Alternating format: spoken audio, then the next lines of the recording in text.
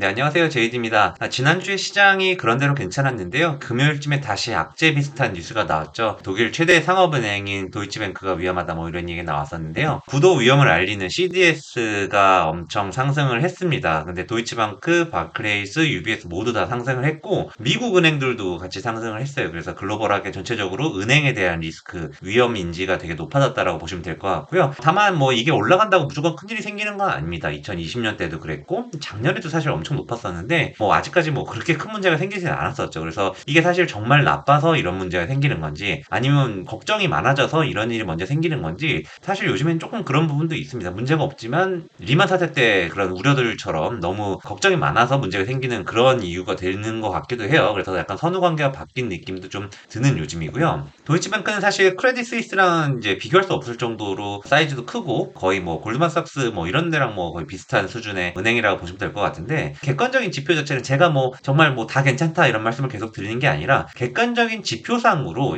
큰 문제는 없어 보여요. 현금도 굉장히 충분하다는 유동성 비율을 나타내고 있고 일단 CDS가 올라간 거는 조금 주의는 해야겠지만 미국 시장 자체가 금요일에도 강보합이었고 이제 유럽은 좀 빠졌죠. 그래서 사실 저는 뭐 미국 시장이 많이 빠졌으면 좀 걱정을 했을 것 같은데 지금은 일단 한 1, 2주 정도 더 지켜보자라는 스탠스를 계속 유지하고 있고요. 미국채 금리 추이도 보시면은 어쨌든 조금 내려간 상태에서 좀 더 빠졌다가 조금 지지되는 모습으로 마무리가 된 상태고요. 이제 금리 얘기는 저도 계속해서 드리기 지겨운데 중요한 건 뭐 그냥 팩트 위주로 간단하게 보시죠. 정말 너무 여기저기서 많은 사람들이 각자 자기 맘대로 떠드는데 다 자기가 맞다가 떠들고 저도 그런 놈 중에 하나긴 한데 중요한 팩트 위주로 좀 보자고요. 그래서 인플레는 여전합니다. 끝난 거 아니에요. 그거 맞아요. 근데 어쨌든 간에 주거비도 그렇고 이제 서비스 물가도 임금 상승률이 꺾이기 시작하기 때문에 서비스 물가라는 거는 굉장히 빠지는데 오래 걸리기 때문에 한 2, 3년 이상 더 걸릴 수도 있습니다. 빠지는 초입 정도의 시그널은 시작이 됐다. 전체적으로 그런 부분이 반영이 될 것이기 때문에 인플레가 계속해서 치솟는 분위기는 아니다라고 보시면 될 것 같고 또 하나의 팩트는 금리 급등으로 인해서 최근에 어쨌든 실리콘밸리 뱅크도 그렇고 다 금리 급등 때문에 일어난 일이잖아요. 그래서 금융시장이 정말 불안하기 때문에 연준도 그렇고 시장 금리도 그렇고 뭐 더 위로 이번에 25p 올렸지만 앞으로 엄청 크게 올리지 못할 거라는 거죠. 그래서 전체적으로 결론은 국제금리는 좀 내려갈 거다. 내려가는 게 나쁘다, 좋다. 이건 나중에 얘기하자고요. 그래서 일단은 올해 내로 금리 인하는 없더라도 내년 정도에는 분명히 인플레가 잡히면은 금리 인하를 할 거기 때문에 올 하반기에 금리 인하를 하겠다는 얘기가 아니라 내년에 있을 수 있는 금리 인하 때문에 올 하반기에는 시장은 금리 인하에 대한 베팅을 할 것이다. 라고 저는 생각을 하고 있고요. 그걸 맞춰서 주식을 하고 있는 거고요. 대응은 계속 말씀드린 것처럼 투트랙입니다. 다만 지난주에 말씀드린 것처럼 시크리컬, 반도체를 제외한 시크리컬, 화학이나 이런 건 너무 힘들어가지고 일단 좀 줄였는데 언제든지 다시 사겠지만 일단은 반도체 그리고 뭐 삼성전기라든가 LG전자는 지난주에 말씀드린 것처럼 좀 줄이면서 반도체를 좀 더 높였지만 어쨌든 간에 그런 IT 쪽이 좋다라고 보고 있고요. 저는 그리고 IT나 뭐 이런 시크리컬이 올라가면 개별주는 확 죽을 거라고 봤는데 지금 시장 분위기를 보면 그렇진 않은 것 같습니다. 이런 배터리, 우주, 로봇, AI 이런 거에서 뺑뺑이 돌리면서 계속 오르고 내리고 했는데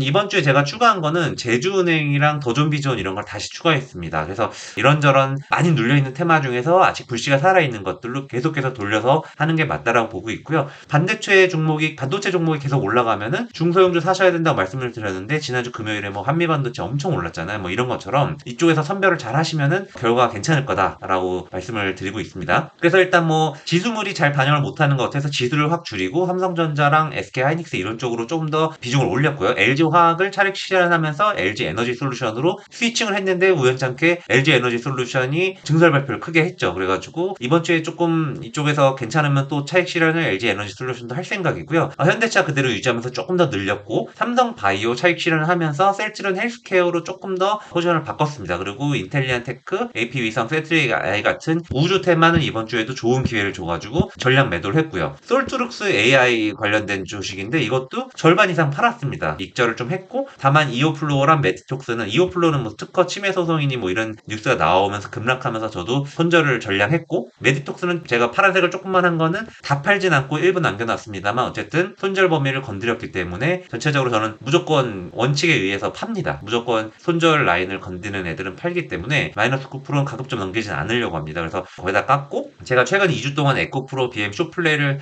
제가 생각해도 참 기가 막히게 잘했는데 세 번 시도해서 세 번 다 먹어가지고 네 번도 한 번 더 먹을 수 있겠는데 했는데 목요일에 제가 점심 먹으러 나갈 때 플러스 5% 6% 정도였는데 점심 먹고 돌아왔더니 플러스 22%더라고요. 그래서 와 이거 막 진짜 하늘이 상승선이 무너지고 주변에 동료들이 괜찮냐고 안부를 묻는 사태가 있었는데 그날도 22%까지 올랐다가 위에서 조금 더 했는데 이제 용기가 안 나서 더 크게는 못했어요. 근데 장중에 엄청 변동성 완화 장치에 걸릴 정도로 또 급락을 하면서 5%, 7%막 이렇게 왔다 갔다 엄청 했는데 저는 이제 배터리 주식이 뭐 얘기하면 너무 길지만 전체적으로 여기서 뭐 엄청 위로 세게 볼 건가 여기서 더 이상 2021년에 부동산을 20대, 30대가 막 올려산 거랑 비슷한 국면이 아닌가라고 저는 보고 있고요. 전체적으로 보시면 그래서 방금 다 말씀드렸어요. 그래서 제가 이번 주에 제주은행도 좀 샀는데 이런 것들이 지금 계속해서 제주은행 그리고 더 좋은 비지온 이런 인터넷 뱅킹이나 뭐 이런 관련된 종목 쪽을 다른 쪽 AI 우주 뭐 이런 걸 좀 줄이면서 좀 샀고요. 그래서 주 단위로 계속해서 바꾸면서 주식을 개별주를 돌아가면서 하시면은 조금 도움이 되지 않을까라고 보고 있습니다.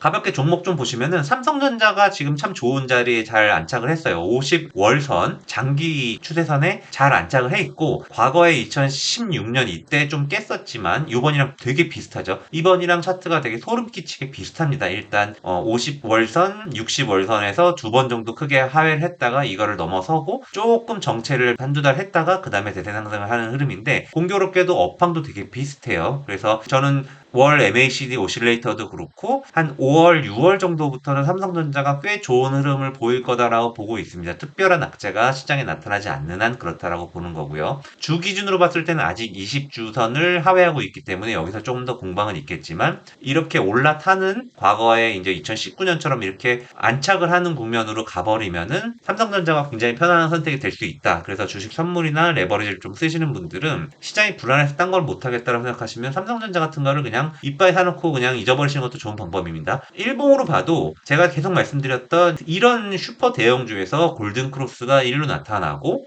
이렇게 201선까지 다시 떨어지는 상황은 굉장히 좋은 매수 기회라고 계속 말씀을 드렸잖아요. 제 방송을 보시는 분들은 제가 강조드리는 부분을 계속 좀 보셨으면 좋겠어요. 이런 데서 주식이 빠지기 때문에 더 늘리기 어려워요. 심리적으로 어려운 거 맞는데 심리적으로 늘리기 어려운 국면에서 주식을 늘리셔야지 지난주처럼 삼성전자가 63,000원까지 올랐을 때 뭐 5만원 중후반부터 63,000원까지면 수익률로 치면 꽤 되고 예를 들어 이걸 주식 선물 계좌로 보고 있으면은 6배, 7배 레버리지가 들어가기 때문에 원금 대비해서는 상당히 괜찮은 수익이 나옵니다. 진짜로. 그래서 이런 식의 플레이를 좀 섞어가면서 하셨으면 좋겠고요. 제주은행이 뭐 이제 신한지주랑 뭐 어쩌고 뭐 인터넷 은행이니 뭐 계속해서 엄청 화제를 끌었던 주식인데 그런 이벤트가 좀 소멸되는 것처럼 보여서 지난주에 이제 61선 정도까지 빠졌을 정말 운 좋게 사자마자 장중에 뭐 22%까지 24%인가요? 막 엄청 올라가지고 저는 시작이 굉장히 좋은데 제가 구독자분들께 이거를 실시간으로 전해드릴 수가 없어서 너무 아쉬웠는데 그런 분들은 사실 정부의 의지가 굉장히 강한 부분이 있어요. 이제 저도 이때 구간에서 반 정도는 차익 실현을 하고 반은 못 팔고서는 막 내려온 상황에서 거의 손절을 했다라고 말씀을 드렸는데 이런 주식들 보시면은 주로 봤을 때도 그렇고 완전히 바닥권이거든요. 아직까지 완전히 바닥권에 있고 정부의 의지가 남아 있고 어쨌든 지금 이런 신한은행이랑도 더존비전이 어쨌든 지분 관계가 있잖아요. 그래가지고 이런 거는 사실 월로 보시면 참 그래요. 월봉인데요. 이게 더존비전 월봉인데 내용은 뭐 제가 이게 뭐 무조건 10분 내로 방송을 하려다 보니까 내용까지 다 말씀이 너무 복잡한데 이게 200월선입니다. 200월선인데 이거는 거의 그러니까 엄청 긴 시계열인 거죠. 근데 이런 부분에 붙어 있고 제가 말씀드린 것처럼 MACD 오실레이터만 봐도 이 주식이 어떤 주식인지 이름 가리고 너희 주식 살래 말래 하면 저는 무조건 사는 주식입니다. 그냥 차트만 보면 그렇다라는 거죠. 근데 그만큼 주식이 부담이 없고 정부의 의지가 살아있고 이제 매출채권 팩토링이라든가 뭐 이런 신한은행이랑 관계가 있는 회사니까 얘네가 그쪽에서 정부 사업을 어느 정도만 가져오면은 엄청 이익이 커지는 구조기 때문에 이런 건 한번 해보실 만은 하다라는 거죠. 그러니까 저는 여기서 에코프로 같은 걸 지금 사서 물론 더 빨리 먹을 수는 있겠지만 중기로 봤을 때는 이런 거를 사서 존버하시는 게 훨씬 낫다라고 보는 관점이 있기 때문에 물론 전 직업 주식인이기 때문에 그런 주식도 하고 이런 주식도 막 섞어서 뭐 하겠지만 매일같이 저처럼 매매를 못 하시는 분들은 이런 주식들 좀 관심을 가지시고 하시면은 4월, 5월, 6월 저랑 같이 이걸 지켜보시면서 제가 뭐 다 맞출 수는 없죠. 틀리면은 틀렸다고 사과를 드릴게요. 근데 어쨌든 간에 이런 것들이 어떻게 되는지 안 사시더라도 좀 관찰을 같이 하시는 그런 봄이 됐으면 좋겠습니다. 날씨 좋아지고 있는데 나들이도 잘 하셨으면 좋겠고요. 시장이 저는 좋아진다라고 느껴지고 있습니다. 지금 잡음이 많고 비관론자들이 굉장히 많고 비관론자들이 바라는 하락은 생각보다 잘 오지 않습니다. 그래서 조금 긍정적인 마인드를 가지시는 봄이 됐으면 좋겠고요. 오늘도 시청 감사드립니다.